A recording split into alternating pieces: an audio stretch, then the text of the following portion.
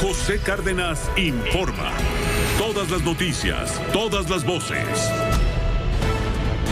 ¿Qué tal? ¿Cómo le va? Muy buenas tardes. Hoy es el lunes 28 de marzo.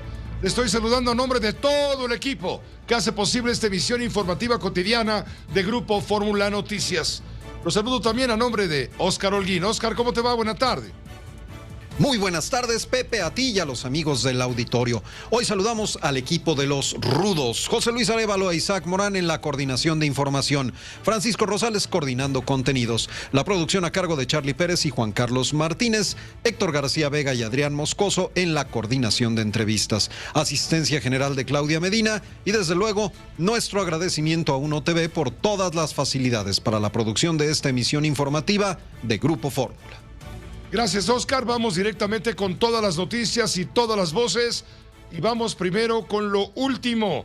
Alejandra Cuevas Morán salió de la cárcel tras haber permanecido 528 días encerrada en Santa Marta, Catitla. Finalmente la Corte reconoció el amparo solicitado y quedó en libertad hoy a las 3 de la tarde con 55 minutos. Vamos contigo, Enrique Hernández. Tú estás allí en el reclusorio. Te correspondió ver el momento en que Alejandra Cuevas salía justamente de la prisión. Te escuchamos con mucha atención. Es correcto, Pepe. ¿Qué tal? Muy buenas tardes. Te saludo con gusto. Fíjate que a menos de una hora de que la Suprema Corte de Justicia de la Nación otorgara la libertad inmediata de la sobrina del fiscal general de la República, Alejandro Gertz Manero, Alejandra Cuevas obtuvo su libertad tras 528 días de prisión. Visiblemente emocionada y con la voz entrecortada, Alejandra Cuevas, de 69 años de edad, agradeció a todos el haber dado seguimiento a su caso y el apoyo hacia sus hijos. De lo contrario, dijo, el fiscal de la República me hubiera sepultado de por vida por un delito que él inventó. El daño provocado a mi familia, dijo, es irreparable. A mis hijos, de igual forma, irreparable. Vamos a escuchar qué te parece, Pepe, justamente Alejandra Cuevas. Tengo la certeza que sin ustedes, el fiscal general de la República, Alejandro Gertz Manero, me hubiera sepultado para siempre, en la cárcel con un delito que él fabricó, provocando un daño irreparable en mi familia y en mi vida. Por otra parte, agradezco al Poder Judicial que al final del túnel haya velado por nuestros intereses, por nuestros derechos más bien. Este agradecimiento no se lo extiendo al Poder Judicial de la Ciudad de México, pero sí lo hago al Poder Judicial de la Federación. A cada una de las ministras y ministros de la Suprema Corte de Justicia de la Nación y desde luego a la presidencia de la Corte. Desde ahora quiero comunicar el interés que tengo de ser recibida por el jefe de Estado mexicano Andrés Manuel López Obrador, para respetuosamente pedirles que nos proteja de cualquier eventualidad futura a mi madre, a mis hijos y a mí, haciéndolo por la vía conducente, pero aprovecho la presencia de todos ustedes para expresarles que lo pediré en la cita lo antes posible.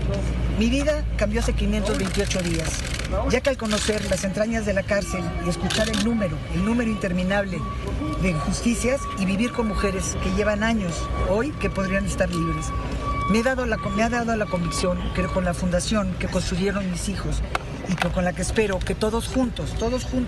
Justamente Alejandra Cuevas, mujeres que han sido abandonadas por su familia, por la sociedad y por los abogados de oficio puedan recuperar el aire que nos da la libertad. Alejandra Cuevas, Pepe, pues rompió en llanto porque ya quería ir a abrazar a su señora madre, a sus hijos, y también dijo que va a trabajar en la fundación que crearon sus hijos justamente para apoyarla a ella, pero ahora, dijo, va a analizar muchos casos de injusticia de mujeres que se encuentran tras las rejas y que lamentablemente no reciben ningún apoyo porque, dijo, una vez tras las rejas y tras en este caso, tras la prisión aquí en Santa Marta, Catitla, son personas que están invisibles. Por ello, urgió también el que en breve se dé una reunión con el presidente Andrés Manuel López Obrador para que, reciba la protección ante cualquier eventualidad. Pepe, pues con muy buena salud, pues la señora se fue con un chofer que la acompañaba y dijo, muchas gracias a todos, tengo que ir a ver a mi madre. El reporte que le tengo, Pepe. Esto ocurrió a las 3 de la tarde con 55 minutos. Una hora después, más o menos, de que la Suprema Corte de Justicia otorgó el amparo liso y llano que permite estar en libertad inmediata a Alejandra Cuevas Morán, como acaba de ocurrir. Ella estuvo, bien lo recuerdas, 528 días en prisión en el penal de Santa Marta, Catitla. Muchísimas gracias, Enrique, por la información. Buenas tardes, Pepe. Gracias, muy buenas tardes. Pues le digo, poco antes de que esto se hiciera o se concretara, pues como noticia, la libertad inmediata de Alejandra Cuevas Morán, la Suprema Corte de Justicia votó por unanimidad. Los 11 ministros de la Sala Superior de la Suprema Corte de Justicia votaron por otorgar este amparo liso y llano. Juan Antonio Jiménez, tú estuviste en la sesión, adelante. Gracias, Pepe. La Suprema Corte de Justicia de la Nación ordenó la inmediata libertad de Alejandra Cuevas y la anulación de la orden de aprehensión librada contra su madre, Laura Morán, ambas acusadas por el titular de la Fiscalía General de la República, Alejandro Gertz Manero, de homicidio por falta de cuidados en contra de su hermano Federico. El Pleno de Ministros tomó la decisión por unanimidad, incluso con el voto a favor del ministro Alberto Pérez Dayán, quien en la primera ocasión que se discutió este tema propuso amparar, pero solo para efectos. El nuevo ministro ponente, Alfredo Gutiérrez Ortiz Mena, señaló al exponer su proyecto de sentencia que no hay material probatorio para sostener las acusaciones que había en contra de ambas mujeres. En el caso de Laura Morán, quien era pareja de Federico Gertz Manero en el momento en que enfermó y murió, señaló que en esos instantes ella tenía 88 años de edad y era incapaz de hacerse cargo de su cuidado, por lo cual contrató a 2 enfermeros y en todo momento informó a su hermano Alejandro del estado de salud del paciente. Al respecto, al terminar el pleno de la sesión, el ministro presidente del Alto Tribunal, Arturo Saldívar, esto fue lo que ordenó. Vamos a escuchar, Pepe. Se instruye en este momento a la Secretaría General de Acuerdos para que, por los medios más eficaces y expeditos, notifique a las autoridades correspondientes la determinación de este Tribunal Pleno y, en consecuencia, se ponga en absoluta e inmediata libertad a la quejosa Alejandra Guadalupe Cuevas Morán, por lo que se refiere a la causa penal 190/2020 del índice del juzgado 67º penal de la Ciudad de México. La sesión de este lunes tuvo una duración cercana a las 3 horas y media. De esta manera concluyó la acusación que había en contra de Laura y de Alejandra por el delito de homicidio por la comisión de omisión, con lo que concluye este caso con los votos a favor de los 11 ministros de la Suprema Corte. Pepe, el reporte. Muchas gracias por la información y los comentarios, desde luego, Juan Antonio Jiménez. Buena tarde. Gracias, buenas tardes. Gracias, pues hoy es un día feliz para Alonso Castillo Cuevas, después del calvario sufrido por los daños ocasionados por acusaciones falsas, según reconoce la Corte, elaboradas por el doctor Alejandro Gertz Manero, abogado, hoy fiscal general de la República. Está en la línea Alonso Castillo Cuevas, hijo de Alejandra Cuevas Morán, quien dejó la prisión hace no más de 2 horas. Alonso, gracias, se hizo justicia, gracias por tomar la llamada.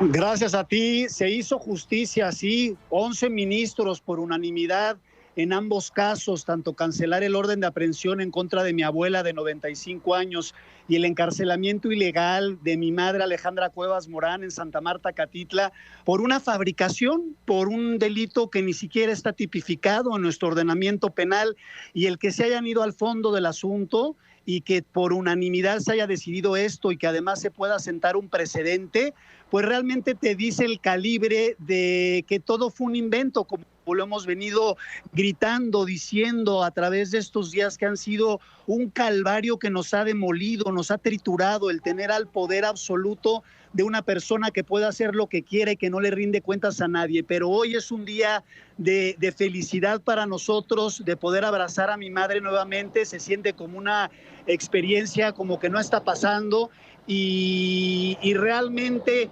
terminar con este proceso tan doloroso, tan sin sentido, con un delito fabricado en donde se prestaron todas las autoridades, policías, ministerios públicos, jueces, magistrados. Esto le puede pasar a cualquiera. El caso de mi madre le puede pasar a cualquiera, porque basta tener poder o dinero, un poco más. No tiene que ser el fiscal Gertz para que termines en prisión preventiva y se acabe tu vida. Así que mi agradecimiento a las ministras y ministros de la Suprema Corte de Justicia de la Nación, al ministro presidente, que hoy mostraron la imparcialidad necesaria, lo que clama todos los mexicanos, lo que queremos todos: justicia, que la ley se respete, que se fortalezca el Estado Estado de Derecho.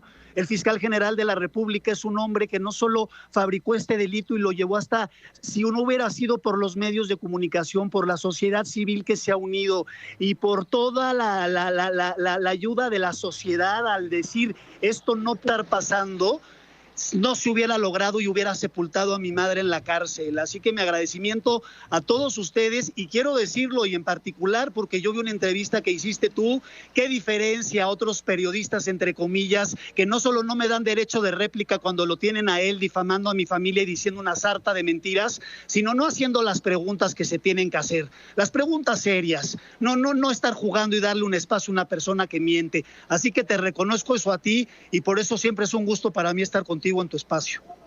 Te agradezco mucho lo que dices, Alonso Castillo, pero es nuestra obligación siempre buscar, escuchar a las partes y escuchar el punto de vista de cada uno de ustedes que están en medio, me imagino, de un verdadero calvario, una verdadera pesadilla. ¿Cómo está tu madre? ¿Ya hablaste con ella? ¿Qué te dijo?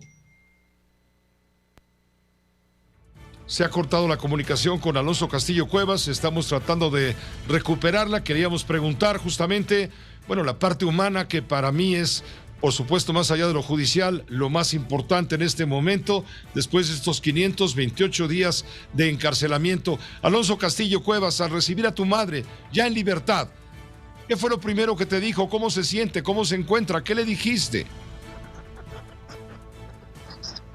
Nos abrazó. Tres con mi mamá, fue un abrazo como que de no podemos creer que hemos logrado finalmente tener justicia, y fue como, es que es indescriptible, así como ha sido indescriptible para mí decirte la agonía que he vivido todos estos días y cómo mi vida me subió una montaña rusa y no he bajado. Ahora retoca reconstruir las piezas como individuos y como familia, así que es irreal tener a mi mamá cerca, una persona que ha hecho el bien desde que entró a la cárcel. Ni siquiera ahí, José, pudo aplastar la esencia de mi madre. Basta que vayas a Santa Marta, Catitla, y preguntes por ella para que te digan, Ale, el ángel de Santa Marta, que ahora, como ella bien dijo cuando salió de la cárcel, esta fundación tiene precisamente nosotros lograr, a través de visibilizar esto, que hay mujeres que llevan ahí 8 años en prisión preventiva porque se robaron 2 latas de durazno. Y eso no puede ser. Entonces siento que hay mucho por hacer todavía, y no olvidarnos de esas mujeres, y esa es una misión que trae mi mamá y trae mi familia. Alonso, ¿temen ustedes alguna represalia de Alejandro Gertz Manero? Claro, yo llevamos con miedo desde el principio. Obviamente, cuando nosotros salimos a finales de marzo a los medios, pues todo el mundo nos dijo, oigan, yo les recomiendo que no, porque pues si no les pasa algo los desaparecen. Y fue una decisión muy difícil como familia, que generó conflicto interno, el miedo que representa saber que pues tu vida está en peligro.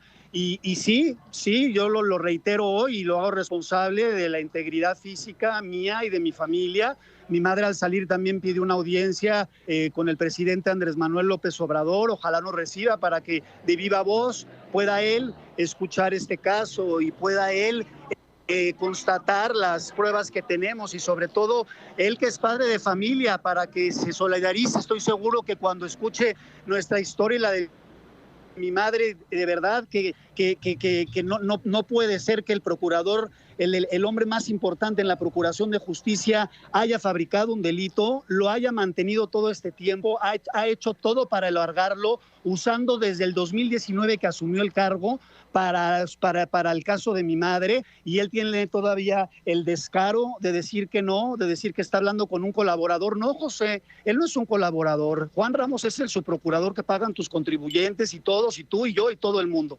Así que ha sido un uso realmente de la Fiscalía que dices, bueno, ojalá este es el inicio de la búsqueda por parte del gobierno de un hombre íntegro, un hombre que atienda a los desaparecidos, las torturas, el narcotráfico, y no esté enfocado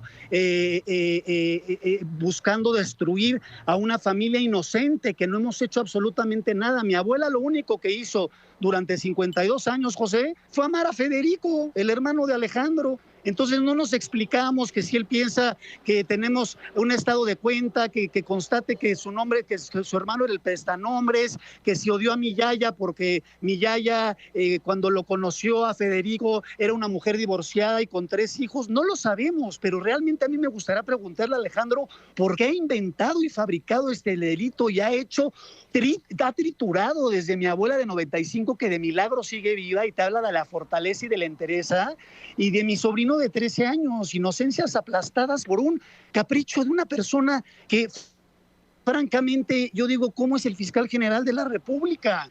Una persona que con mi madre en la cárcel y después de llevar a cabo una extorsión con Alfredo del Mazo y su concuño Fernando Díaz, nos pide a mí y a mis hermanos que confesemos un delito fabricado y nos dé el celular de Juan Ramos. Y mis hermanos llegan con Juan Ramos a la Fiscalía General de la República y lo primero que les dice es, trajeron el documento que les pidió el doctor, y mis hermanos obviamente le dicen, oiga, licenciado Ramos, nosotros no traemos un documento, pues aquí no hay nada que hablar. Imagínate de lo que estamos hablando, o sea, es que es una cosa realmente espeluznante. Entonces, pues mi deseo para el país y para todos es que podamos pues fortalecer el Estado de Derecho juntos y lograr que la persona que esté a cargo de la Procuración de Justicia pues no desprecie la justicia, porque Alejandro la odia profundamente. Lo ha hecho, el abogado de la nación ha pulverizado a la familia política de su hermano por la razón que inventó y que ya hoy con unanimidad, con los 11 ministras y ministras que han estudiado el caso,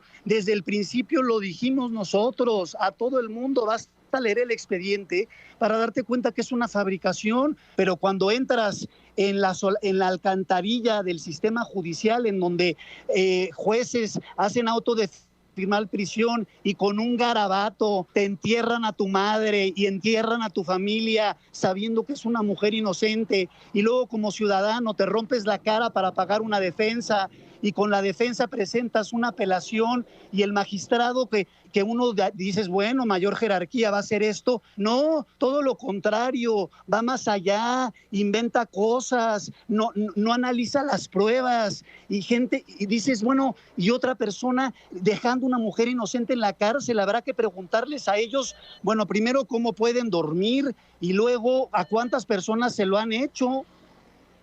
¿Van a seguir ustedes va a ser procedente alguna demanda contra estos personajes que mencionas, comenzando por Alejandro Gertz Manero?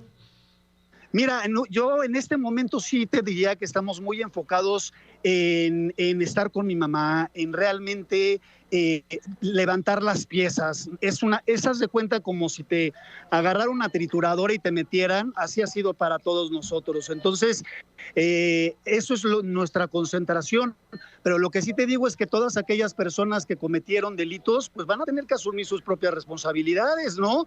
No dicho por mí, yo creo que a la sociedad le interesa que si una juez le dicta auto de formal prisión a una mujer inocente sabiendo que está amparada, pues no debería de estar en ese puesto, ¿no? Porque la libertad es el valor más preciado que tiene el ser humano, y luego tener un magistrado que no analiza las pruebas. Digo, yo los comprendo, igual y Alejandro también, como los ministerios públicos que hace 5 años nos dijeron la verdad en este mismo caso. Alejandro también, cuando llegó a la FGR, los persiguió y les acabó la vida. Y hace 2 o 3 días leí un artículo que decía que ellos van a demandar, y tienen toda la razón en hacerlo, porque a ellos también les destruyó la vida Alejandro. ¿Por qué? Porque dijeron la verdad, aquí nadie mató a nadie.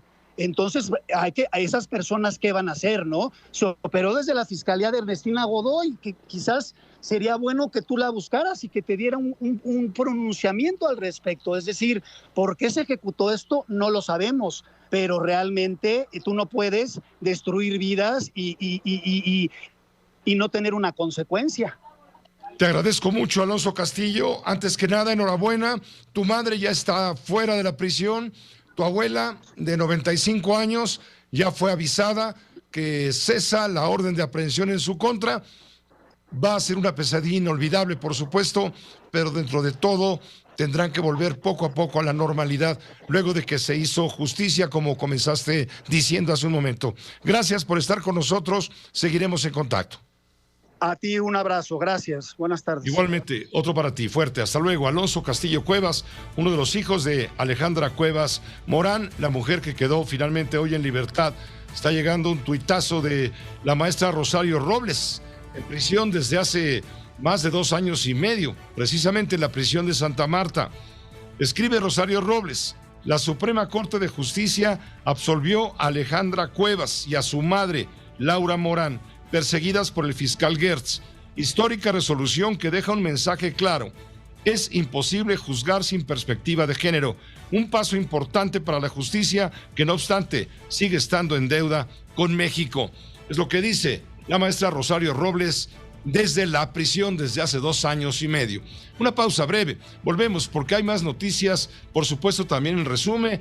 En resumen, tenemos el tema del ataque armado anoche ya tarde en un palenque clandestino allá en Sinapecuaro, Michoacán.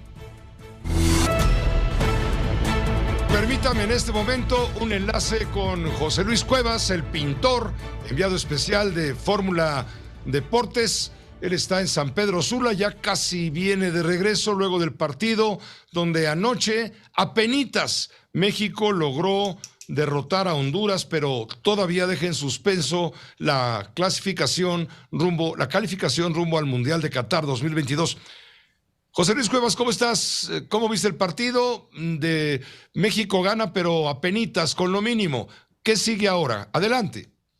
¿Cómo estás, Pepe? Te saludo con mucho gusto. Así es, bien lo comentas, apenitas, sufriendo y ante una Honduras irreconocible, con prácticamente un equipo alterno hondureño, sin calor, sin tanta humedad como en otras ocasiones que nos ha tocado venir a San Pedro Sula, y sobre todo sin el factor afición. No se hicieron presentes ni con la tradicional serenata el sábado, ya resignado el equipo hondureño porque enfrentaba ya sin posibilidades a México, y la selección nacional la verdad es que dejó mucho que desear, sobre todo en la primera mitad.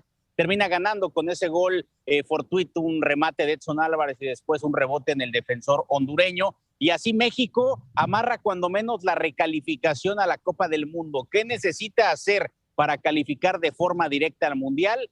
Empatar como mínimo ante la selección del Salvador para no depender de nadie el próximo miércoles en el Estadio Azteca. Si llegara a perder y si por ahí Costa Rica le gana a Estados Unidos, se puede realmente complicar el entorno, porque habría posibilidades de que Costa Rica vaya directo y México vía repechaje. Son 5 goles la combinación, es decir, si México pierde 2-0 y Costa Rica gana 3-0, México iría vía repechaje a la Copa del Mundo. Es un hecho que va a Qatar. Es en junio el repechaje y en diciembre la Copa del Mundo, de noviembre a diciembre. Vamos a escuchar a Guillermo Ochoa porque, contrario a otras ocasiones, en esta situación, el capitán de la selección mexicana habló con los medios de comunicación y estas son sus impresiones. Falta un paso, falta un partido todavía, que hay que hacerlo con mucha seriedad, con mucha humildad. Entonces, pues así nos hemos manejado toda esta eliminatoria, ¿no?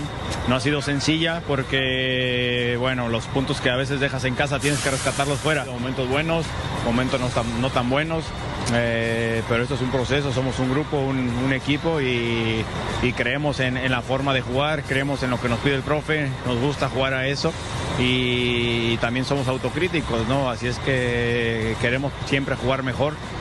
Somos los primeros que insistimos, pero a veces cuando se juega bien no ganas y hay veces que juegas mal y hay que ganar, y pues hoy tocó un día que había que ganar. Nadie duda, José Luis, nadie duda de la voluntad, de la entrega, del corazón de los integrantes del Tri Nacional, pero sí estamos dudando de algo que los especialistas como tú le llaman el letargo ofensivo. Es decir, se arma el equipo, camina más o menos bien, pero a la hora de definir, no, el equipo se borra, se vuelve ya un fantasmagórico, se vuelve muy poco eficiente. Totalmente de acuerdo, sí. La definición, el último tramo de la cancha, no han podido encontrar esa contundencia, y si no ganas, en este caso, en los partidos donde tiene que ser, como bien lo mencionaba Ochoa, en casa se va complicando la eliminatoria y después es muy complicado salir. Si bien es cierto, este juego ante Honduras no representaba una amenaza por el presente hondureño, sí hay que destacar que siempre venir a Honduras y enfrentar sus partidos era complicado. En esta ocasión fue todo lo contrario, y ni así la selección mexicana de fútbol dejó una buena sensación. Ahora, el miércoles se enfrentan a El Salvador, y muchos se preguntan qué va a pasar con Gerardo Martino, y si vamos al Mundial, ¿a qué vamos con esta selección con este presente del técnico argentino que dirige a la selección nacional. Lo que sabemos en este entorno es que después de esta calificación que se va a dar al Mundial, ya sea vía repechaje o en este caso de forma directa, que tendría que ser lo que sucede en el terreno de juego y el próximo miércoles en la cancha del Estadio Azteca, es que los dueños de los equipos van a evaluar junto con el presidente de la Federación Mexicana de Fútbol la decisión sobre qué hacer en el Mundial. Es decir, no sería hasta cierto punto oficial que Gerardo Martino se mantenga en su cargo, porque hay mucha molestia en varios dueños y hay opiniones divididas sobre si el Tata debe ser el entrenador que dirija en la Copa del Mundo de Qatar. Lo estaremos analizando y platicando en el resto de la semana. Pues sí, porque en el Estadio Azteca se escucha el grito de fuera Tata constantemente. Vamos a ver el próximo miércoles qué sucede con los aficionados. El partido de Honduras fue a puerta cerrada en el estadio Olímpico. Vamos a ver qué sucede el próximo miércoles. Ojalá que la selección consiga su pase directo y no siga sufriendo la afición. Pero sí, la estancia del Tata está, digamos, en este momento subrayada por una enorme interrogante. ¿Qué hay respecto a especulaciones, rumores, nada oficial desde luego, de la posibilidad de que el Piojo Herrera pudiera regresar a dirigir al partido, al equipo mexicano y llevárselo a Qatar y dejar a Tigres? Sí, esa es una de las opciones que se ha mencionado. Miguel Herrera se quedó con un sabor de boca amargo después de lo que sucedió en 2015 tras aquella Copa Oro, después de lo que fue ese Mundial previo en 2014, donde llegó como bombero. No sería descabellado pensar como una de las opciones para tomar el cargo, en dado caso que así lo decidan los dueños de los equipos. Sí es uno de los candidatos, él lo ha mencionado en diferentes ocasiones, y la selección me llama, voy sin problema alguno. Otro es Jaime Lozano, el entrenador de Necaxa, que conoce a esta base. Ayer jugaron 7-8 olímpicos, que recordarás se lograron en este caso el bronce allá en Japón, así que estaremos atentos a lo que suceda y sobre todo esa sensación, porque primero John de Luisa, cuando presentaron a Gerardo Martino hace 3 años, hablaba incluso de un proyecto a largo plazo, se hablaba de un entorno donde el Tata podía llevar este equipo al 2026. Hoy ni Martino tiene ese saborcito y esa disposición para ir hacia el Mundial de 2026 y podría ser una salida desde ya y no precisamente en Qatar. Gracias, José Luis, gracias por tus crónicas desde San Pedro Sula en Honduras. Te esperamos de retache en México para prepararnos al partido del miércoles. Siempre contamos contigo, desde luego, si nos permites. Gracias, Pepe. Desde luego ya mañana estaremos en el reconocimiento de cancha del Salvador y con toda la previa de el México-El Salvador de este miércoles 7 de la noche, por cierto. Muy bien, a las 7 p.m., claro que sí, porque también va a jugar Estados Unidos, ¿no? Así es, Estados Unidos visitará San José para enfrentar a Costa Rica a la misma hora, precisamente. Muy bien, gracias, José Luis, un saludo, buen regreso. Buenas noches, gracias. A ti, muchas gracias, José Luis Cuevas de la Fórmula Es Deportes, enviado especial de Grupo Fórmula. Hagamos una pausa muy breve, regresamos con usted. Usted que el Aeropuerto Internacional de Cancún, Quintana Roo, está operando con toda normalidad. Luego del susto que hubo esta mañana, se emitió una alerta por supuestos disparos. Intervino, por supuesto, la Fuerza Pública, elementos de la Guardia Nacional, en fin, estuvieron muy atentos.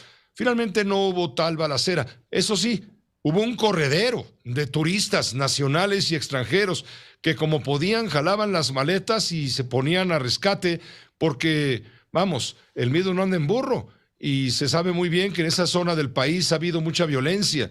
La gente inmediatamente escuchó unos ruidos extraños, parecidos a balazos o algo equivalente, y prefirieron correr.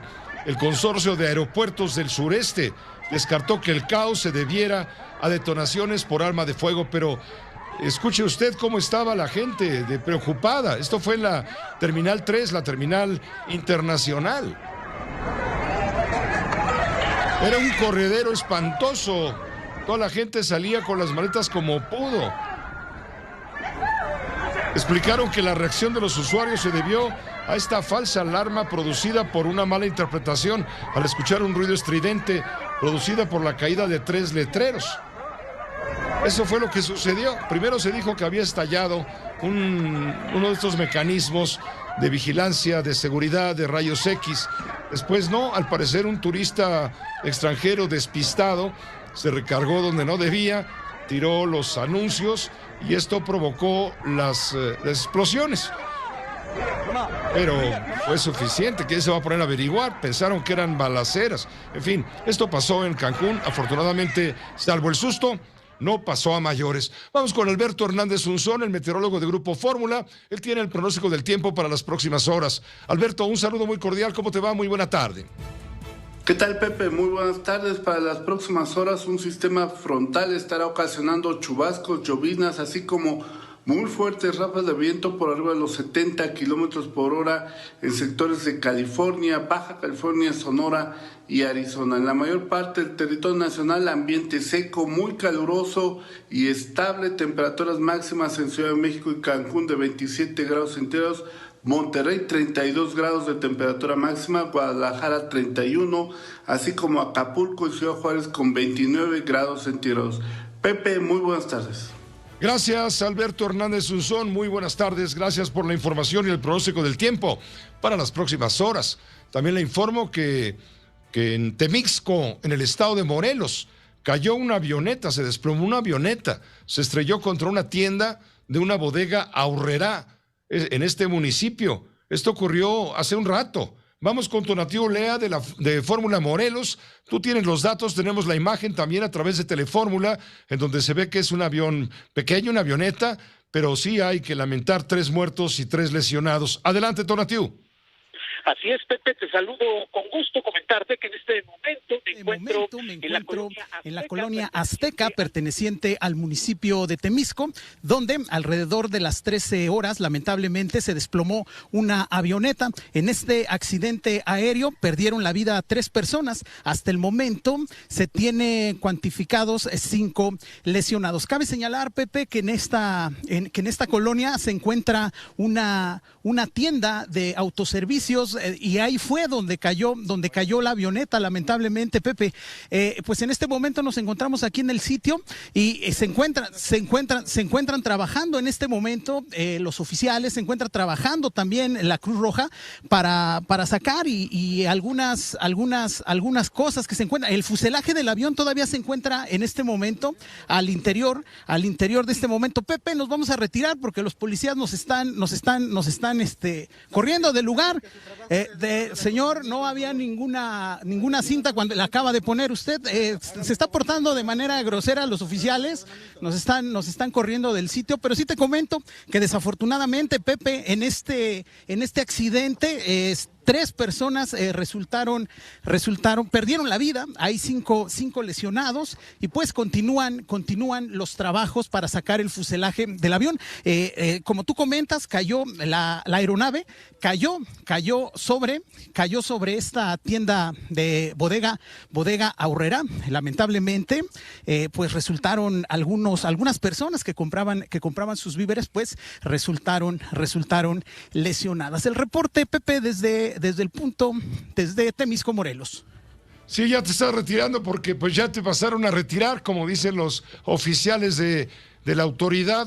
Supongo que es municipal o son estatales, dime. Son municipales, Pepe, pues desafortunadamente pues llevamos aquí mucho tiempo y comentan que había un acordonamiento, no había acordonamiento, pues nosotros llegamos hasta el sitio y pues nos dijeron que estaba el acordonamiento lo van colocando en este momento, pero sí, lamentablemente este accidente que ocurrió aquí en el estado de Morelos. Esta aeronave venía del puerto de Acapulco, iba a aterrizar en el aeropuerto Mariano Matamoros, Pepe. Allá en Cuernavaca, Morelos. Muchas gracias, Tonatiuh Lea, por la información. Pendientes, Pepe. Pendientes, como siempre, por supuesto, Tonatiuh Lea de Fórmula Morelos. Y vamos a Michoacán. Anoche, tarde, pasado a las 10:30 de la noche, cerca de la medianoche, nos enteramos, al menos 20 personas, según se confirmó esta mañana, fueron asesinadas luego de un ataque en la localidad de Las Tinajas, en el municipio de Sinapecuaro, en el estado de Michoacán. Vamos con Marcos Morales, de Raza Informa. Él tiene los detalles de todo lo sucedido. que nuevamente pone de relieve la violencia incontenible en aquel estado de la República Mexicana. Marcos, muchas gracias. Te escuchamos con mucha atención. Hola Pepe, muy buenas tardes. Un gusto el poder saludarles. Efectivamente, una agresión a balazos ocurrida en un palenque, a decir de las autoridades, clandestino, ubicado en la cabecera municipal Sinapecuaro, ha dejado como saldo hasta el momento 20 personas sin vida y además hay 4 lesionados. Esta masacre se dio en medio del rancho conocido como El Paraíso, la población de Las Tinajas, ya en la salida hacia Cámbaro, a pie de carretera prácticamente.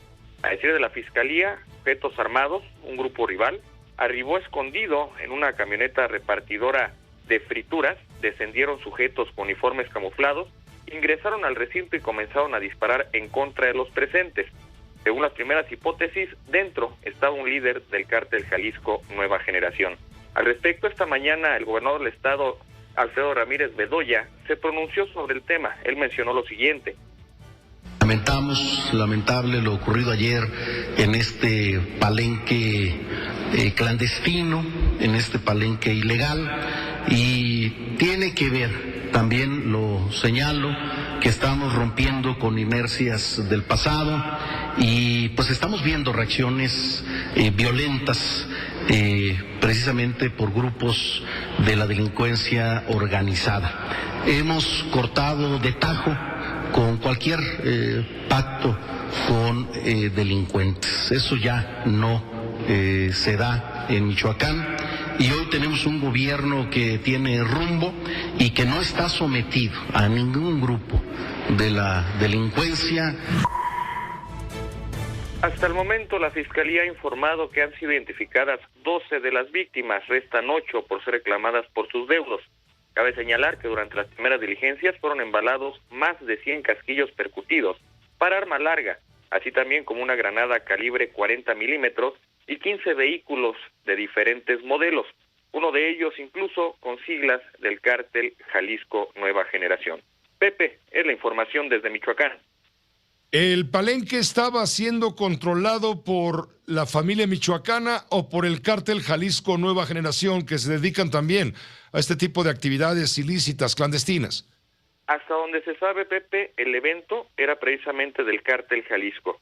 Los agresores, una de las hipótesis, es que pertenecen a la familia michoacana. A la familia michoacana. Te agradezco mucho la información que nos brindas, desde luego. Quedamos al pendiente. Muy buena tarde.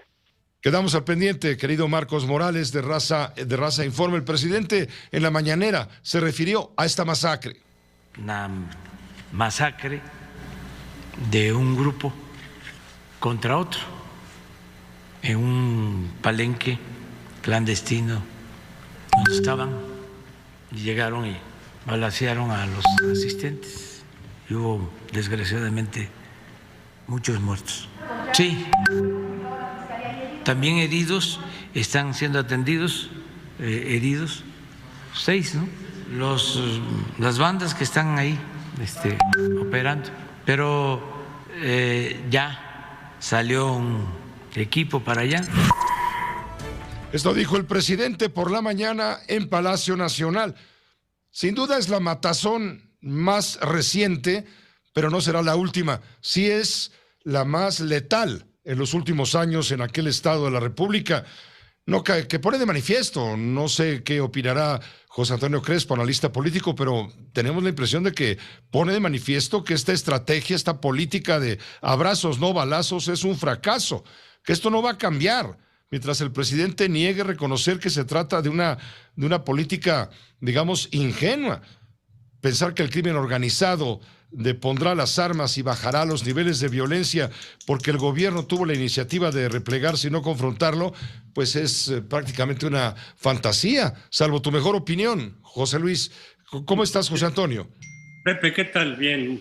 Efectivamente, Pepe, mira, desde antes de que ganara López Obrador, pero ya había desplegado su estrategia en contra del narcotráfico, muchos analistas decíamos, y muchos expertos en el tema, que evidentemente el problema es muy complicado, el del narcotráfico, que ya había alcanzado niveles muy elevados, y que lo que él proponía simple y sencillamente no iba a funcionar.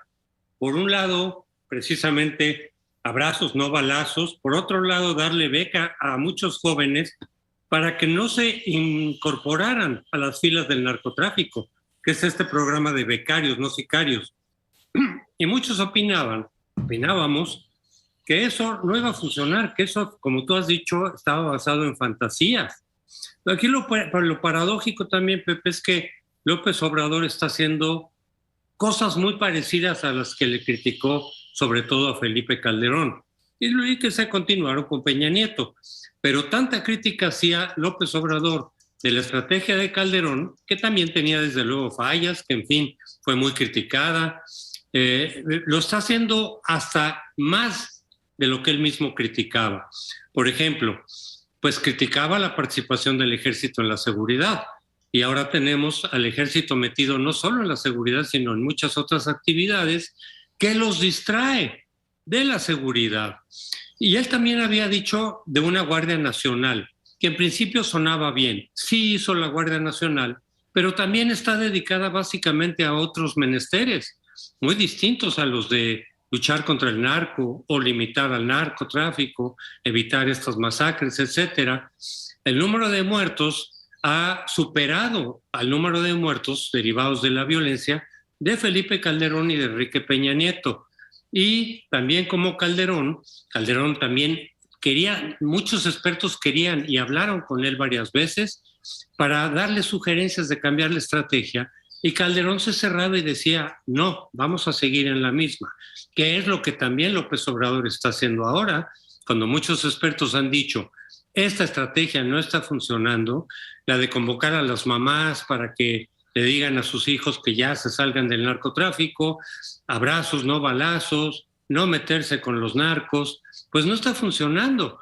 Y de hecho, la violencia entre los cárteles pues sigue incluso elevándose. Es un hecho que el crimen organizado no va a desaparecer por arte de magia o por un buen discurso presidencial.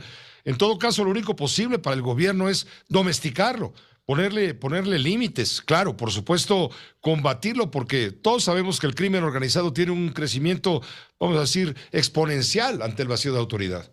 Así es, Pepe, y al menos ahora ya reconoció, por lo menos hoy en la mañana, que sí hay masacres en su gobierno, porque hasta hace poco se burlaba de los medios que decían, pues llevamos tantas masacres en este gobierno, masacres como la de ayer precisamente. Bueno, y él se burlaba abiertamente en la mañanera, al menos ahora sí reconoció que se trata de una masacre, pero la justificación, la explicación que él da, también se parece mucho a las que daba el gobierno de Felipe Calderón, es decir, se están matando entre ellos. Calderón decía, pues son unos contra otros, y en esa medida quiere decir que nuestra estrategia no está tan mal, se están matando entre ellos, nos decían. Y la sociedad respondía, pues precisamente no queremos que pase eso, porque además existe el riesgo de que haya muchas víctimas inocentes. ¿Qué contestó López Obrador hoy en la mañana? Lo mismo básicamente que criticó durante 12 años, Pepe. Sí, ciertamente. Y bueno, pues nosotros recordamos cuando era candidato a la presidencia de la República, Andrés Manuel López Obrador, que él prometió someter en 6 meses, una vez tomado el poder, someter en 6 meses a los pertenecientes o partícipes o integrantes del crimen organizado. Cuando les prometió incluso que él iba a lograr desde su primer día de gobierno convencerlos de cambiar las armas por tractores. Y lo único que ha conseguido es que sí, que no cambien las armas, tengan tractores y siembren semillas de maldad. Sí, y también decía que iba a sustituir los campos de cultivo de marihuana o amapola por maíz y frijol, pagándolos a los cultivadores, a los agricultores, un precio más alto. Tampoco se ha hecho porque tampoco iba a funcionar eso, Pepe. O sea que todas sus medidas, desde lo que lo anunció antes de la elección y que ha venido aplicando, pues muy mal aplicado además, no iban a servir y no están sirviendo. Por lo cual la violencia va creciendo, porque apenas vamos a un poquito más de la mitad de su gobierno y ya tenemos unos números que realmente son inaceptables, Pepe. Muchas gracias por tu comentario, desde luego. Gracias, Pepe. Buenas tardes. Gracias, que te vaya muy bien. Muy buenas tardes. Hagamos una pausa muy breve. Ya está por ahí Rafael Cardona. Quiere hablar de la libertad de la excuñada del doctor Alejandro Gertz Manero. de Alejandra Cuevas. En un momento, detalles. Este asunto del encarcelamiento y desde esta tarde liberación de Alejandra Cuevas y el retiro de la orden de aprehensión en contra de su madre, quien fue pareja sentimental de Federico Gertz Manero, pues es un asunto que no es menor y tiene que ver mucho con la justicia y mucha gente que está en la prisión, por supuesto injustamente, con delitos inventados, está viendo en esta actuación costosa, desde luego en términos económicos, por el manejo de abogados, etcétera, pues está viendo una salida, una esperanza a cada uno de sus casos. Es un asunto que llama la atención. Rafael Cardona, por supuesto, ha estado muy atento porque seguramente él podrá analizar qué implicaciones tiene para la Suprema Corte de Justicia esta discusión en la Suprema Corte de Justicia. Rafael, ¿cómo te va? Vamos al cristalazo. ¿Cómo te va? Buenas noches. Pepe, me da mucho gusto saludarte. Creo que aquí hay un sabotaje. Te decía, Pepe, mucho gusto en saludarte. Y bueno, Pepe, este fallo unánime de los ministros de la Suprema Corte de Justicia nos enfrenta a una verdad terrible, que es la fabricación de delitos en un país en el que se supone que esas cosas ya no podían ocurrir. Cuando las fiscalías, en este caso la Fiscalía General de la República, empuja a la Fiscalía de la Ciudad de México y reabre un caso, y para castigar a Laura Morán y a Alejandra Cuevas se fabrica un delito y se crea una figura fuera de los códigos, una figura que no existe en el Código Penal unificado ni en ninguno de sus anteriores, y lo único que estamos viendo es un acto de sevicia judicial en contra de dos mujeres. Eso quiere decir que el sistema de la Fiscalía está absolutamente descompuesto. Pero no está descompuesto nada más el trabajo del fiscal general de la República, el señor Alejandro Gertz Manero. También está descompuesta la repercusión política que esto ya venía acarreando desde hace varias semanas, Pepe. Cuando el señor Julio Scherer Ibarra denunció una serie de presiones y maniobras en su contra, una de las cuales tenía que ver con este caso, como un favor que el fiscal le solicitaba, el presidente de la República desdeñó la importancia de lo que estaba ocurriendo y dijo que bueno, lo que pasa es que algunos quieren tumbar al fiscal y que eso no era conveniente para México y que para él el señor Alejandro Gertz Manero seguía siendo un hombre que gozaba de su confianza. Y aquí es en donde tendríamos que hacer un amplio paréntesis, Pepe, porque supuestamente una fiscalía autónoma no requeriría la confianza del presidente de la República, requeriría la confianza de su actuación y la confianza ciudadana a la vista de sus resultados y de sus procedimientos. Y en este sentido, el Senado de la República, a los pocos días de esta declaración presidencial y casi simultáneamente con ella, simuló una comparecencia. Y esa comparecencia se hizo no para llegar a una verdad, ni siquiera a un asomo de la verdad a la cual hoy se acercó la Suprema Corte de Justicia, sino simplemente para darle al señor fiscal la oportunidad de cumplir con un requisito, con lo cual el Senado también prostituyó su actuación. Fue tan vergonzoso lo que ocurrió en el Senado a puerta cerrada para que el señor fiscal se sintiera cómodo y tranquilo y no eludiera ninguna de las fáciles preguntas que le hicieron o las respondiera sin la molestia de las repreguntas con una limitación de tiempo para cada una de las intervenciones. Fue tan débil esta actuación senatorial que terminaron algunos de los opositores incluso tomándose selfies con el señor procurador como si fuera el rockstar de la fabricación de los delitos en este país.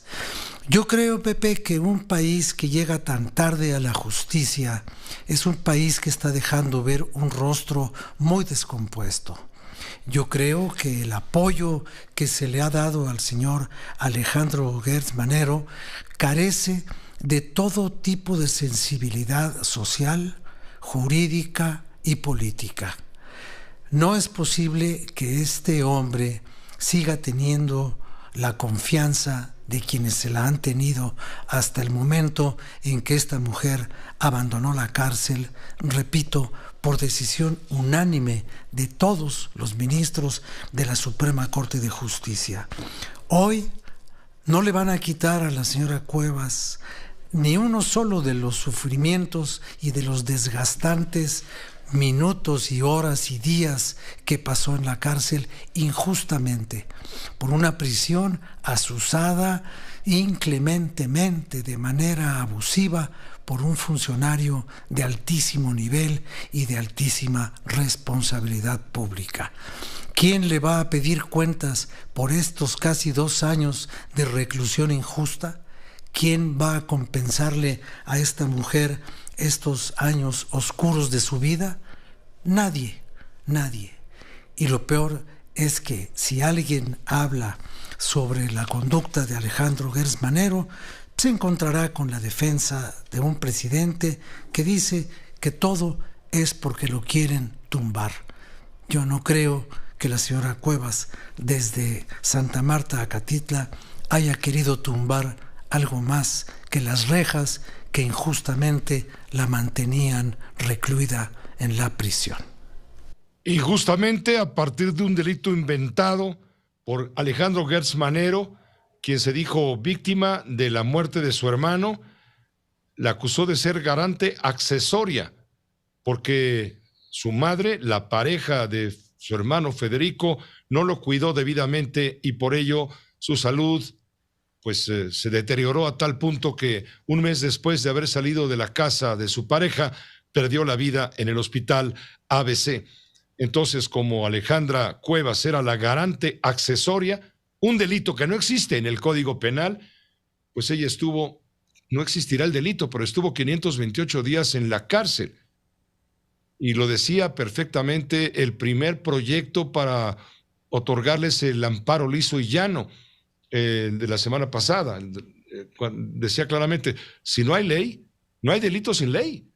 Y si no está codificado, catalogado en las leyes el delito de garante accesoria, es completamente injusto haberla tenido en prisión. El otro delito, el de omisión, homicidio por omisión, es un delito que Gertz Manero manejó, manipuló, tripuló a su antojo para estar yéndose con la orden de aprehensión contra una mujer de 95 años, la expareja viuda de su hermano, y contra su hija. Gracias, Rafael Cardona, que estés muy bien. Gracias, Pepe. Buenas noches, el cristalazo Rafael Cardona, y también vale la pena. Pues aquí se sueltan los demonios, querido Carlos Marín, analista, periodista, colaborador en este espacio, también periodista antes que otra cosa. Dame tu lectura de todo esto, por favor. Ya pasó, ya está libre Alejandra Cuevas, ya no pesa sobre su madre de 95 años una orden de aprehensión. Dime tú cómo la ves y cómo queda Alejandro Gertz. Pepe, buenas noches a la audiencia. Creo que por lo pronto, pues está expuesta a la intemperie una de las atrocidades de procuración e impartición de justicia más ejemplares como para que ya fuera tiempo de hacer una limpia con hasta sosa cáustica, porque mira, hay que recordar que a la señora Alejandra, ex sobrina política del fiscal Gertz Manero, se le colgó el delito que bien recuerdas que no existe de garante accesoria, porque era la que tenía por edad la posibilidad de ir con sus huesos a la cárcel. No su mamá, la expareja del hermano del fiscal, porque debido a la edad lo más seguro es que le permitieran sobrellevar su proceso en algo así como aseguramiento en su propio domicilio.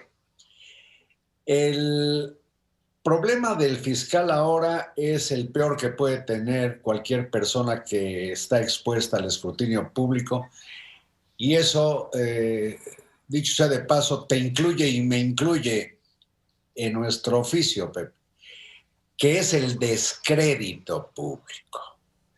Cuando pierdes credibilidad en lo que haces, pues con este caso hay que recordar, la misma fiscalía consiguió que Rosario Robles fuera encarcelada con base en una licencia falsa. Ahora, lo que tiene que ver con el destino del fiscal no debe relacionarse desde el punto de vista legal con lo bien o mal que en su concepto lo tenga el presidente López Obrador. En realidad, era como para que desde el principio, cuando López Obrador le tributaba su afecto y su respeto, era para que el señor Hertz dijera: no me ayudes, compadre, se supone que soy independiente, no que soy tu achichincle o tu subordinado.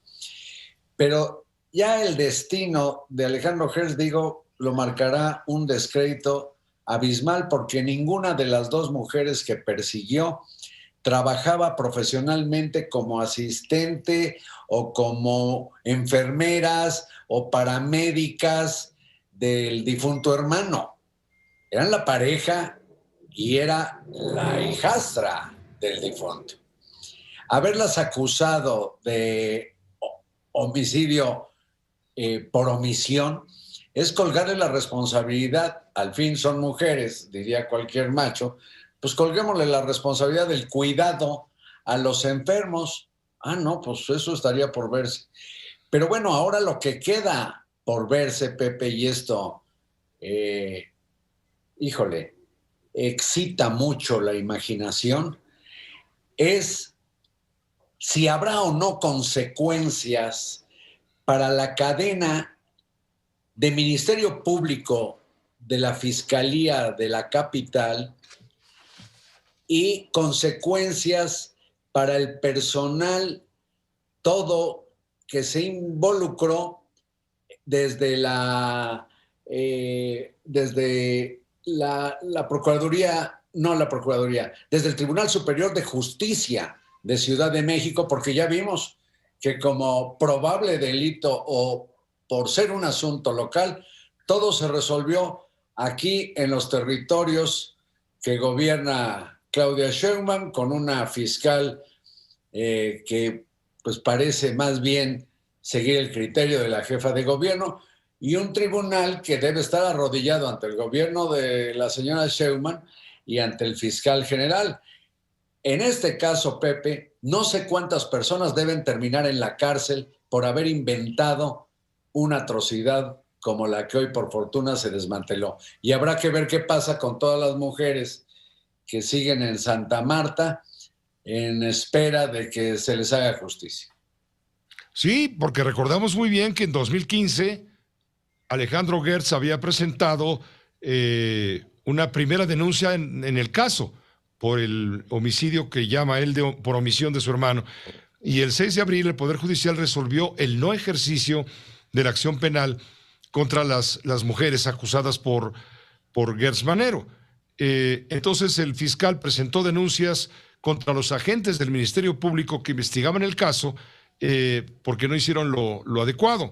Y en mayo giraron orden de aprehensión en contra de ellos, y en julio de 2020 se ejerció la acción penal contra la señora Laura Morán Servín, la expareja de su hermano, y el 2 de octubre le giraron la orden de aprehensión, que la tiene en su domicilio, y contra su hija Alejandra Cuevas por el delito que mencionábamos, ¿no? El de garante accesoria.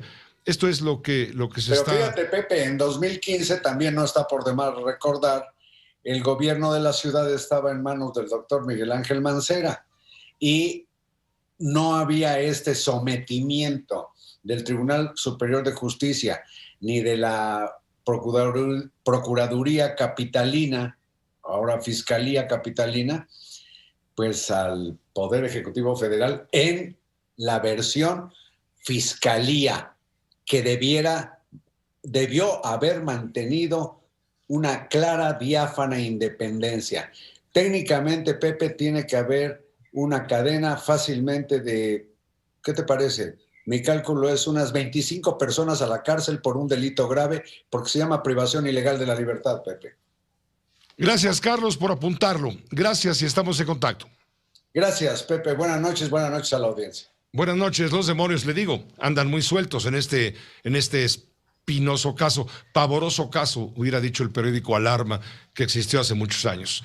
Un periódico amarillista, por cierto. Vámonos a una pausa breve, volvemos. Guerra en Ucrania. Se cumplen 33 días de la invasión rusa en el territorio ucraniano. Aumentan los bombardeos en las ciudades ucranianas, principalmente en Kharkov y también en otras ciudades como Mariupol. Mañana va a iniciar una nueva ronda de negociaciones.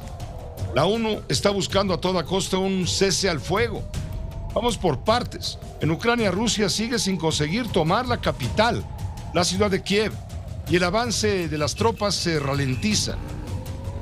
En Mariupol todavía hay civiles atrapados a pesar de los corredores humanitarios, mientras se intensifican los bombardeos en Kharkov. Tras más de un mes, la capital sigue bajo control ucraniano, pero cada vez más marcada por la guerra. Pero incluso aquellos cuyos hogares han sido destruidos creen que la victoria es posible con la ayuda necesaria. Todo depende de cómo ayuden nuestros amigos occidentales. Si recibimos mucha ayuda, ganaremos, y pronto. Rusia no avanza suficiente sobre el terreno e intensifica sus bombardeos sobre ciudades ucranianas. Kharkov, a 50 kilómetros de la frontera rusa, está en ruinas. Era la segunda mayor ciudad de Ucrania. Ahora la mitad de sus habitantes huyeron. Miles de los que quedaron se refugian en estaciones de tren subterráneas a cubierto de los intensos bombardeos rusos. Y este día la Oficina de las Naciones Unidas para Derechos Humanos estima en 1.151 el número de civiles muertos en los ataques armados en la guerra. Entre ellos hay 103 niños. También han resultado heridos al menos 1.824 civiles. Organización de las Naciones Unidas confirma más de 1.000 civiles muertos y casi 800 heridos en la invasión de Ucrania. Naciones Unidas apunta que la mayoría de las bajas civiles fueron causadas por el uso de armas explosivas de amplia área de impacto a través de artillería pesada, el uso de plataformas de cohetes, así como ataques aéreos. Más de 1.000 civiles ucranianos han muerto y casi 800 resultaron heridos como consecuencia de la invasión rusa en Ucrania desde los principios de la invasión, según el último balance actualizado del Alto Comisionado de las Naciones Unidas para los Derechos Humanos publicado este domingo. Desde las 4 horas del 24 de febrero, cuando comenzó el ataque armado de la Federación Rusa contra Ucrania, hasta las 0 horas del 26 de marzo, el Alto Comisionado ha registrado 2.909 bajas civiles de Ucrania, 1.119 muertos y 1.790 heridos. Y a la pérdida de vidas humanas sume usted las pérdidas económicas. La Secretaría de Economía ucraniana estima las pérdidas por la guerra con Rusia a más de 564.900 millones de dólares. Ante este panorama, el presidente Volodymyr Zelensky dice que Ucrania está dispuesto a renunciar a su entrada a la Organización del Tratado del Atlántico del Norte, el Pacto Militar de Occidente, pero que Rusia debe retirar inmediatamente sus tropas. Comienza una nueva ronda de negociaciones porque buscamos la paz, de verdad, sin demora. Me han informado de que hay una oportunidad y la necesidad de una reunión cara a cara con Turquía. Esto no es malo, veremos el resultado. Nuestras prioridades en la negociación son conocidas. La soberanía de Ucrania y la integridad territorial son, sin duda, garantías efectivas de seguridad para nuestro Estado, que son obligatorias. Nuestra meta es obvia, la paz y la restauración de la vida normal en nuestro Estado, cuanto antes. Este fin de semana, durante una gira europea, precisamente a Bélgica y también a Polonia, el presidente de Estados Unidos, Joe Biden, dijo que Vladimir Putin no puede permanecer en el poder.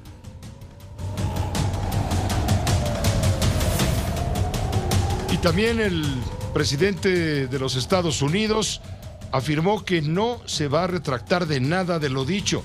Dijo que no le preocupa que sus comentarios aumenten las tensiones en la guerra de Ucrania. Tenemos el comentario desde Washington con Armando Guzmán. Armando, ¿cómo te va? Muy buenas noches. ¿Qué tal, Pepe? ¿Te acuerdas que el viernes te dije que el presidente Joe Biden iba a pronunciar un discurso en Varsovia, que sería el cierre de su viaje y que contendría todos los puntos que él propone ahora para adelante? Bueno, lo hizo, pero dentro de ese discurso metió una parte que no estaba escrita, es algo que él mismo puso porque consideró necesario hacerlo, y eso fue una frase que dice textualmente: por el amor de Dios, Putin no puede seguir en el poder. Bueno, el decir una cosa así en un discurso tan importante y por parte del presidente de los Estados Unidos equivale a un escándalo. Primero, en los Estados Unidos, porque consideran que fue francamente una metida de pata, un error enorme en que el presidente está dándole todos los instrumentos a Rusia y particularmente a Vladimir Putin para que una a su entorno al pueblo de Rusia, que es lo que podría ocurrir en una situación de estas. La otra, para el Congreso de los Estados Unidos e incluso para presidentes como Emmanuel Macron de Francia, este fue un error de estrategia. Y entonces todos se lo echaron en cara al presidente. Desde que llegó a Washington ayer, se lo han venido diciendo y lo han venido criticando. Finalmente le preguntaron si lo que estaba buscando es que quitaran o que le dieran un golpe de Estado a Putin. Él dice que no, que él en realidad se le ocurrió decir eso porque pensó que Putin estaba haciendo mucho daño desde la posición que tiene, pero que no estaba ni cambiando la forma en la que piensa Estados Unidos ni estableciendo ningún tipo de nueva estrategia. Ahora, todo esto ocurre mientras en Estambul, en Turquía, mañana empiezan nuevas conversaciones de paz entre Rusia y Ucrania. En estas conversaciones de paz, precisamente por lo que dijo Biden, los rusos están muy enojados. Vaya, porque dicen que eso no fue debido. Y entonces, como están enojados, dicen que ni Estados Unidos ni la Unión Europea pueden ser mediadores independientes e imparciales en estas conversaciones. Entonces, que no los quieren ni siquiera mencionar en estas conversaciones. Estados Unidos dice: ok, me voy a salir, no tengo ningún problema, pero alguien tiene que estar al pendiente de estas conversaciones. Al pendiente va a estar Tayyip Erdogan, el presidente de Turquía, que, como tú sabes, Pepe, quiere quedar bien con todo el mundo en todo esto porque se quiere lavar la cara de todas las acusaciones que tiene de violaciones de derechos humanos, etcétera.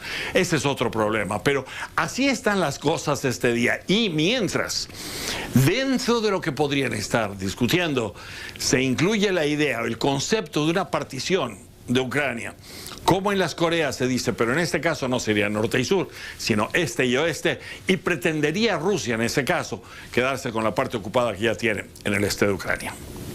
Eso es lo que está pasando en anticipación de estas conversaciones súper importantes que empiezan mañana en Estambul. Pepe.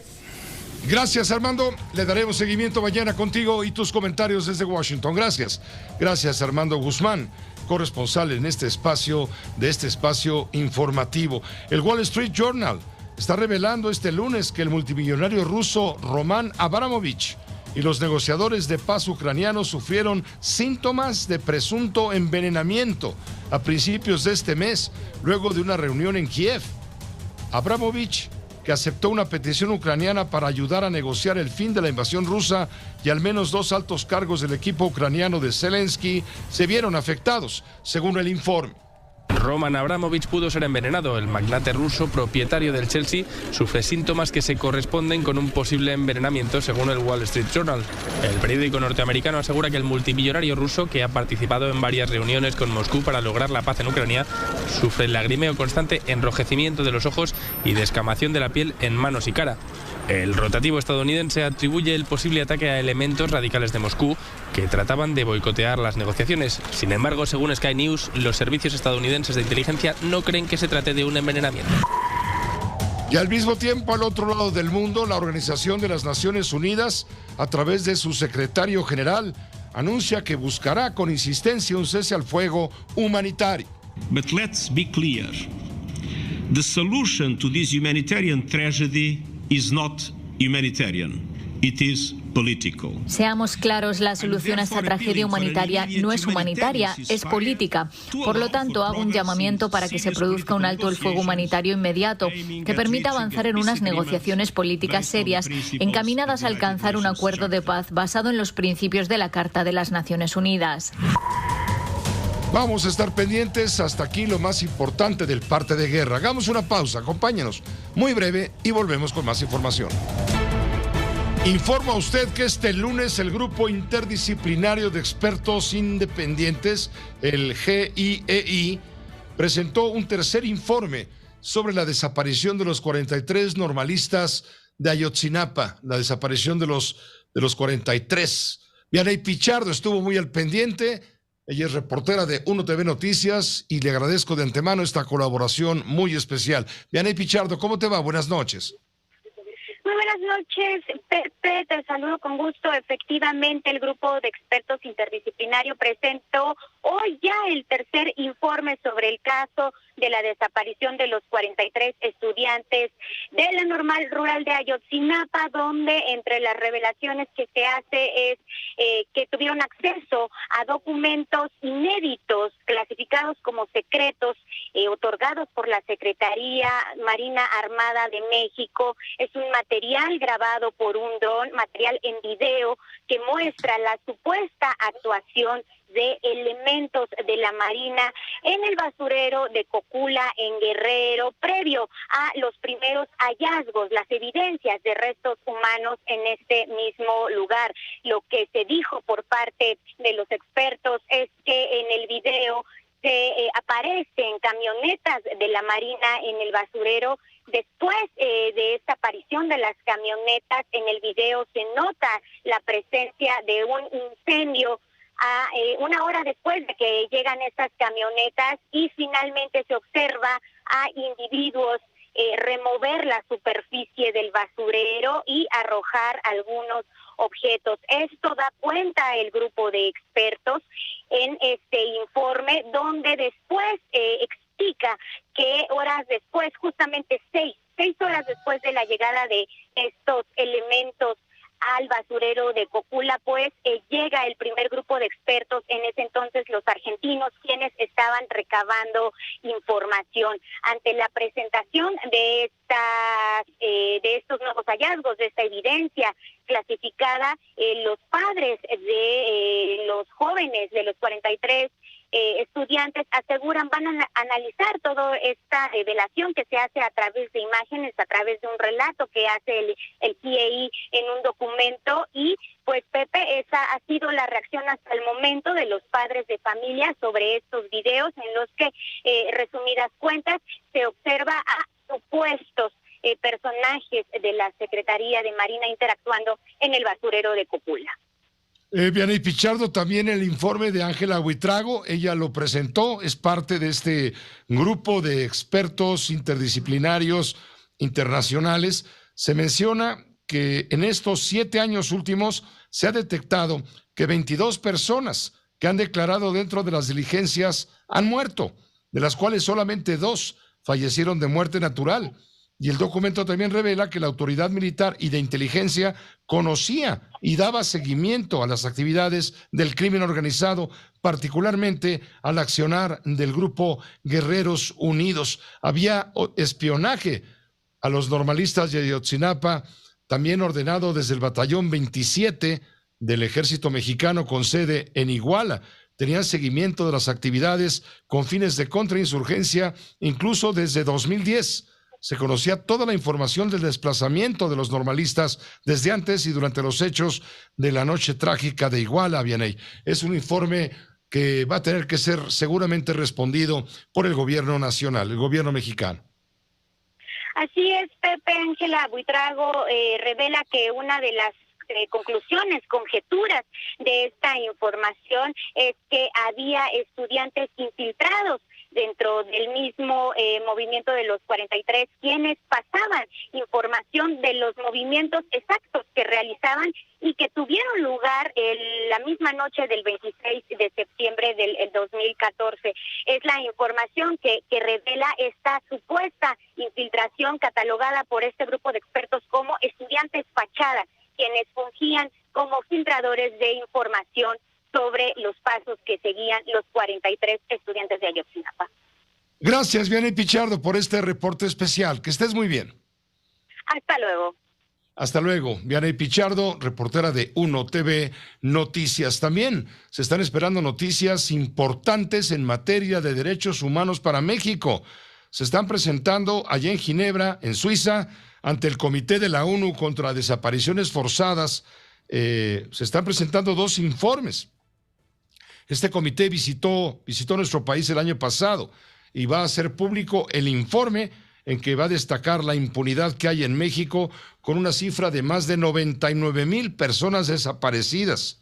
Esto también lo estamos esperando aquí en México. Y estamos atentos a la discusión que ha iniciado ya en relación con la reforma eléctrica. Empieza en comisiones en San Lázaro la discusión de esta reforma prioritaria para el gobierno del presidente de la República y, claro, para el país. Manu Rojas, tú has estado muy al pendiente. ¿Cómo te va? Buenas noches.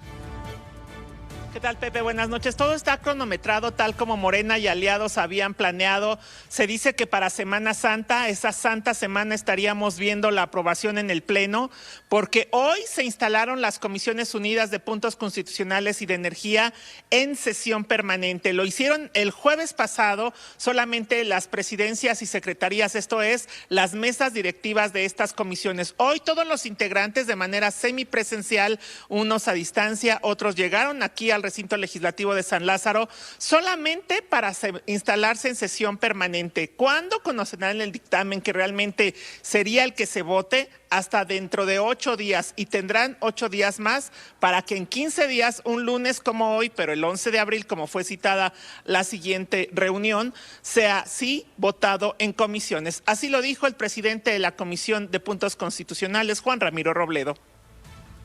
Instalada la sesión permanente de las 2 Comisiones Unidas. Conforme al orden del día aprobado, se declara el receso y, de acuerdo con las 2 presidencias conjuntas, se convoca a todos los integrantes, diputadas y diputados de ambas comisiones, para reanudarla el próximo día 11 de abril a las 11 de la mañana. En resumen, esto fue lo único que sucedió, Pepe, pero no duró ni una hora esta sesión en la que se dieron dimes y diretes, enfrentados morenistas con panistas. Los de Morena insinuando que no quieren trabajar la Semana Santa los del PAN, porque seguro ya tienen pagadas sus vacaciones en Vail. Los del PAN respondieron, sí, fíjate que teníamos una invitación a una alberca en una casa gris de Texas. No somos iguales.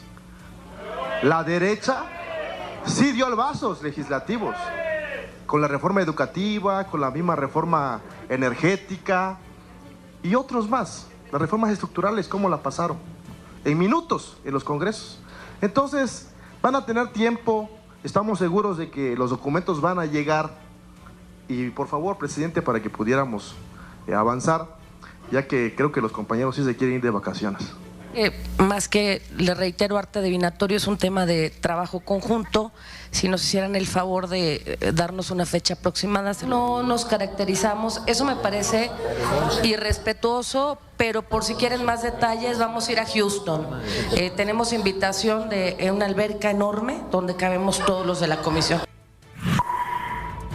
Es Irán Santiago de Morena y María Josefina Gamboa del PAN quienes se enfrentaron, pero hubo más enfrentamientos. Incluso el diputado Torreblanca del Partido Acción Nacional nos explicaba al final de esta reunión que todo está cronometrado para que se vote solo la iniciativa del presidente Juan Ramiro Robledo de Puntos Constitucionales. El presidente nos dijo, sí, hay 6 iniciativas más y podrían votarse por separado. La presidente sin tocarle ni una coma, y aparte de las 6 iniciativas, el panista Torreblanca nos explica que eso sería sabiendo que no tienen los votos para ello, sabiendo que no se va a votar a favor, o sea, rechazando la iniciativa, votándola en contra, poniéndole fin a este tema, pero al día siguiente subiendo los precios de gasolina, gas y hasta una devaluación del peso frente al dólar, y culpando a la oposición de no haber aprobado la reforma y así lavarse las manos el gobierno federal.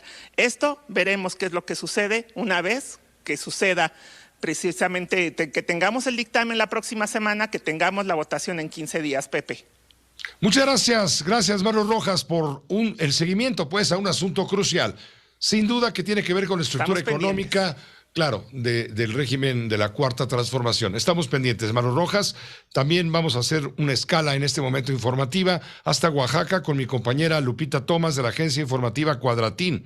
Hubo elecciones extraordinarias en 7 municipios de Oaxaca y resulta que Morena perdió en 6 de los 7. Lupita, tú tienes la información. Adelante, muy buenas noches. Gracias, Pepe. Muy buenas noches. Así es, fueron elecciones extraordinarias en 7 municipios y ayer en la noche el programa de resultados electorales preliminares pues mencionaba que de estos 7, 4 fueron para el Partido Verde Ecologista de México, Reforma de Pineda, Mixtequilla, Xadani y Chahuites. Son 4 municipios ubicados en el Istmo que pues se había considerado como un bastión para Morena, como bien lo mencionas. Santiago La Hoyaga fue el único municipio que ganó este partido que está en el gobierno federal.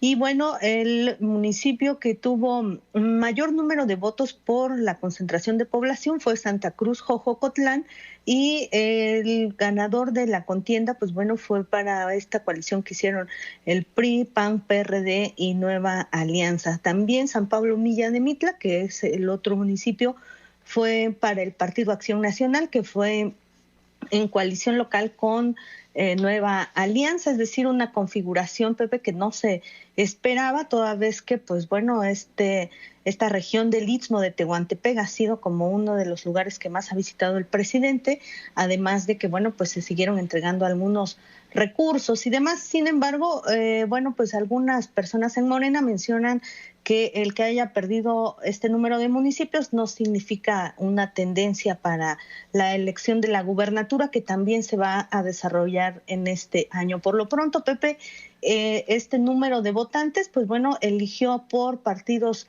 distintos a Morena en Oaxaca. Así las cosas. Sin duda es la nota, Lupita Tomás. Gracias por transmitirla aquí en este espacio de Grupo Fórmula. Buenas noches. Buenas noches. Gracias. Y después de corte, el soplamocos de Will Smith al conductor de la ceremonia de los Óscares, Chris Rock, quien se metió hasta la cocina, le faltó el respeto en un tono muy machista y respetuoso a la esposa de Will Smith, y Will Smith se subió y le dio un cachetadón. Unos dicen aquí, ya saben, los mal pensados, estaba en el guión, porque de esta manera logran mayor cantidad de audiencia para una ceremonia que ha venido en declive respecto al interés en Estados Unidos y en el mundo por lo que sucede con lo mejor del cine, de acuerdo con la Academia de Artes y Ciencias Cinematográficas. Permíteme una pausa y le pongo todo para que vea la película completa. Bueno, pues finalmente la esperada ceremonia de entrega de los premios Oscar a lo mejor del cine, de la producción cinematográfica, no solamente estadounidense, por parte de la Academia de Ciencias y Artes Cinematográficas, concluyó que la mejor película, la película que merece el Oscar, fue la película Coda, donde participa Eugenio Derbez. Se llevó la estatuilla a la mejor película, y al escenario subió Eugenio Derbez, muy contento, y estuvo con todo el equipo y recibieron el Oscar, esta distinción. Fíjense que esto se da luego de que apenas la semana pasada el hijo del presidente de la República, el de la Casa Gris en Houston, Juan Ramón López Beltrán, había dicho que Derbez y todos los que salieron que discambientalistas a criticar la etapa 5 del Tren Maya, prioritario para su papá, el presidente, son estrellas en declive. ¿Cómo ve que son estrellas en declive Derbez y los que están ahí? Bueno, en fin, no dan una. La película Duna arrasa en la ceremonia del Oscar. Esto es parte de lo que sucedió, y lo fuerte vino de repente con Will Smith, que le dio un soplamocos, le digo, al animador Chris Rock. Pero primero con la ceremonia de los Oscar. El tortazo que propinó Will Smith al humorista Chris Rock después de que éste hiciera un chiste incómodo sobre su mujer ensombreció la que será recordada como una de las galas más surrealistas de la historia de los Oscar. En primer lugar, por ese incómodo momento por el cual el propio Will Smith tuvo que pedir perdón a la Academia de Hollywood cuando recogió el Oscar al mejor actor protagonista. Pero también por el hecho de que una película que a priori no era la favorita, como Coda, se llevara el gran premio de la noche, el de mejor película, por encima de la que lideraba las apuestas, que era El poder del perro, de Netflix, que finalmente solo se llevó un galardón a la mejor dirección para Jane Campion, que por cierto es la tercera mujer directora que se lleva el Oscar.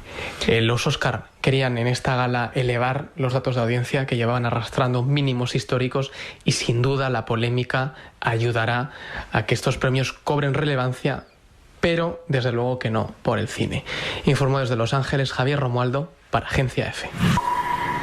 Bueno, esa es la crónica, así un poco descafeinada, pero sí estuvo interesante la ceremonia, justamente por lo que decía el reportero. Cuando el actor Will Smith, quien por cierto se llevó el Oscar al mejor actor, ya lo dijo, golpeó al comediante Chris Rock en la ceremonia. Primero ponemos el video donde está Chris Rock haciendo bromas bastante pesadas, refiriéndose a la cabeza rapada de Pinkett Smith, la esposa de Will Smith. Chris Rock dijo: "Jada, no puedo esperar a G.A. Jane 2", en referencia a G.A. Jane, de la película de 1997 en la que Demi Moore interpretó el papel principal con la cabeza rapada. Smith, a quien primero se le veía riendo, subió al escenario y le puso un soplamocos en el rostro a Chris Rock antes de regresar a su asiento y gritar 2 veces: "Mantén el nombre de mi esposa fuera de tu maldita boca". Lo dijo fuerte, fuerte. Minutos después, Will Smith fue galardonado con el Oscar, pero bueno, primero le pongo lo que pasó. Tenemos el sonido, ¿no?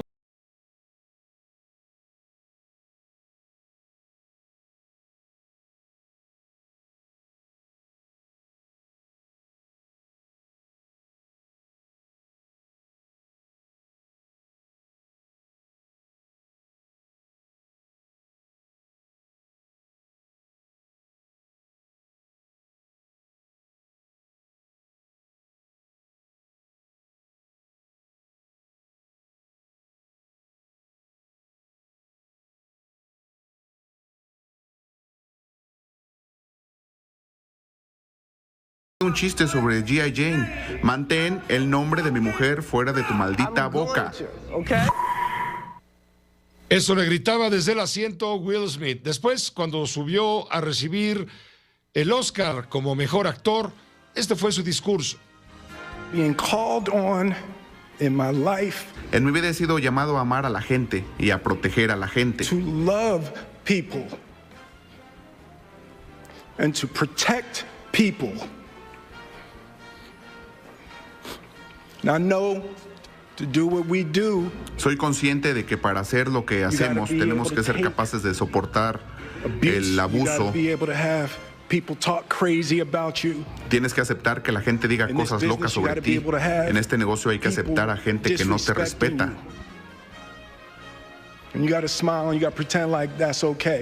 Y tienes que sonreír y hacer como que todo está bien. Quiero disculparme con la academia, con los otros nominados. El amor te lleva a hacer cosas locas. Y hace un rato mandó un comunicado, se disculpó con Chris Rock a través de redes sociales. Dijo esto tras haberle dado la bofetada en la ceremonia de entrega de los premios de 2022. Esto le dio la vuelta al mundo y se llevó la nota de la noche, más allá de los premios Oscar, al mejor actor, a la mejor actriz, a la mejor película, en fin. El comediante se pasó de la raya, hizo una bastante mala broma de Jada Pinkett por su pérdida de cabello. Ella tiene un problema de alopecia. Y esto provocó que el actor se parara del asiento, le violentara físicamente al presentador, le digo un golpe, una cachetada. Hay quien dice que esto fue a propósito, que para subir el rating. Bueno, ya se disculpó. Me gustaría disculparme públicamente contigo, Chris. Me pasé de la raya y me equivoqué. Estoy avergonzado y mis acciones no fueron indicativas del hombre que quiero ser.